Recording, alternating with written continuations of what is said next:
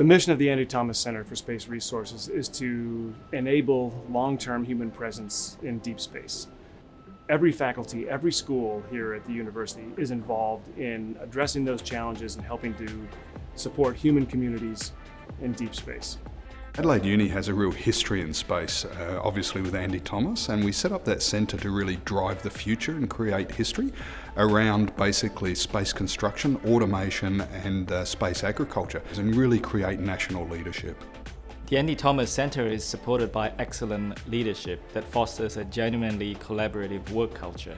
As a result, the center is able to attract the best minds in the university to come and realize a grand vision together. Traditionally, we think of space exploration as engineering or science, but when we have humans involved in this now, it's just as critical for us to bring in the social sciences and the professions. So psychology, architecture, law, business, art, all of those play a critical role in everything that we're doing here. We're very lucky that it's a really interdisciplinary set of researchers I get to work with.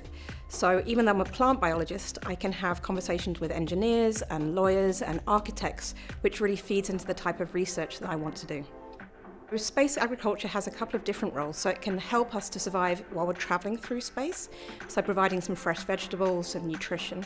Once you get to the planet's surface, then we can imagine large-scale space agriculture, and this will provide all of our food needs because it's very challenging to get food to be stable for a long time and delivered to space habitations.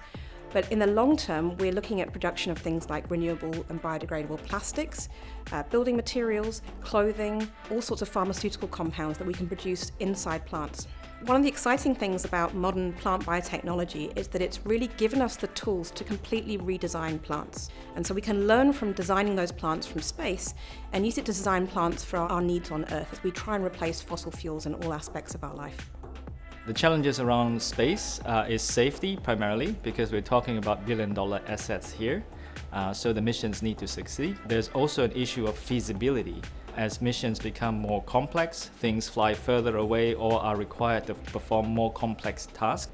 It has become difficult for humans to execute those missions manually through teleoperation. My group is developing novel AI capabilities for space missions. These capabilities range from novel AI payloads for spacecraft to novel sensing and measurement systems for space usage and downstream processing of large-scale data. Amongst many important assets, the Andy Thomas Center hosts one of the first lunar analogs or moon-yard in the Southern Hemisphere.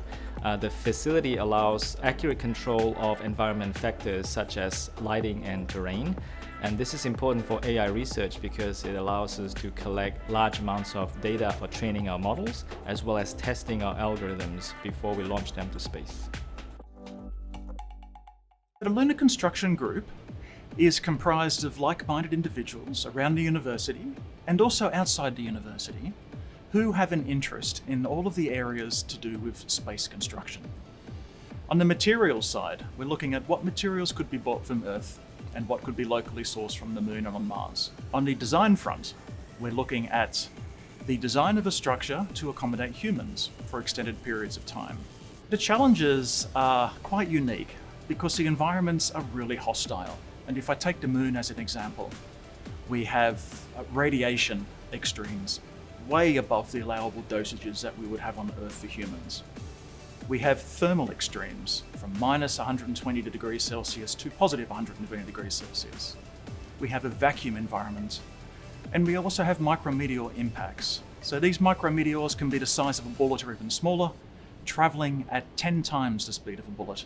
A flagship piece of infrastructure here at the University of Adelaide is the XTERES laboratory. XTERES stands for Extraterrestrial Environment Simulation.